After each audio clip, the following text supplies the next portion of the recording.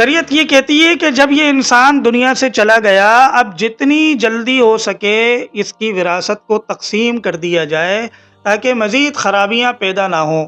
ہمارے معاشرے میں اگر والدہ زندہ ہوں تو وہ آڑے آ جاتی ہیں کہ نہیں، ابھی تو کفن بھی میلا نہیں ہوا، تمہیں جو ہے مال کی پڑی ہوئی ہے۔ دیکھیں، ہمیں اللہ کے قانون کو فالو کرنا ہے، والدہ کو مناسب انداز سے سمجھانا ہے۔ کوئی ایک بھائی جس کا دماغ زیادہ چل رہا ہو وہ پوری جائیداد ہتھیا لیتا ہے۔ ہمارا تقوی بڑا اسٹرانگ ہے، بڑا مضبوط ہے۔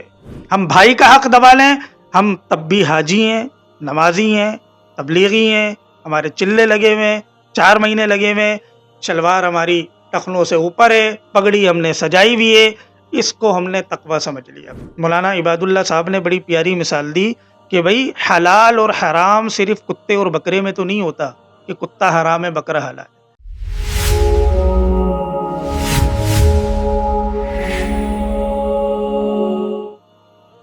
ہمارا ایک مسئلہ یہ ہے کہ جب کوئی دنیا سے چلا جاتا ہے نا، ہمارے والد چلے گئے یا والدہ چلی گئی یا بالخصوص والد چلے گئے، تو ہم فکر مند ہوتے ہیں ان کا تیجا کرنا ہے، 10واں کرنا ہے، 40واں کرنا ہے، اس چکر میں ہم پڑ جاتے ہیں۔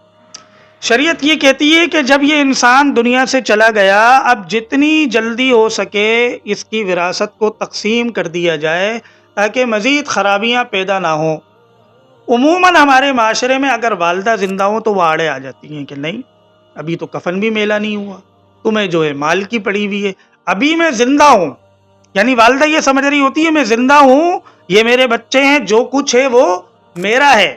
دیکھیں، ہمیں اللہ کے قانون کو فالو کرنا ہے، والدہ کو مناسب انداز سے سمجھانا ہے کہ دیکھیں اللہ نے سب کے حصے مقرر کر دیے کہ اگر شوہر دنیا سے چلا گیا، اگر اس کی اولاد ہے تو بیوی کا یا بیوہ کا 8واں حصہ ہے، اور اولاد اگر نہیں ہے تو وَلَهُنَّ الرُّبُعُ 4تھائی حصہ ہے۔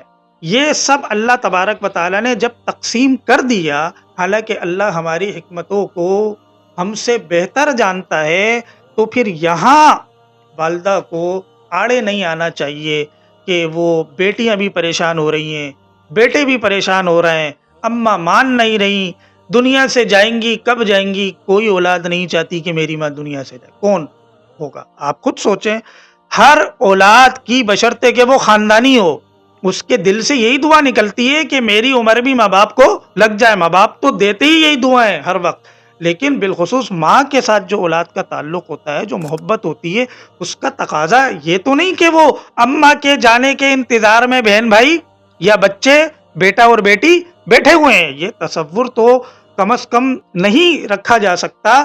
اب اس سے خرابی یہ ہوتی ہے کہ بیٹیاں بھی پس رہی ہیں، بیٹے بھی پس رہے ہیں، اور پھر سب کا حق متعین نہیں ہوتا، ہر ایک دوسرے کے حق سے فائدہ اٹھا رہا ہوتا ہے، تو اس سے بہت زیادہ جو ہے وہ خرابیاں ہوتی ہیں۔ اسی میں ایک بڑی خرابی یہ ہوتی ہے، کوئی ایک بھائی جس کا دماغ زیادہ چل رہا ہو وہ پوری جائیداد ہتھیا لیتا ہے۔ یا آخری درجہ یہ ہے کہ بھائی بہنوں کو ان کے حق سے محروم کر دیا جاتا ہے۔ آج ہمارے معاشرے کا ایک بڑا مسئلہ یہ ہے کہ ہمارا تقوی بڑا اسٹرانگ ہے، بڑا مضبوط ہے، ہم کچھ بھی کر لیں ہمارے تقوی پر ہلکی سی آنچ نہیں آتی۔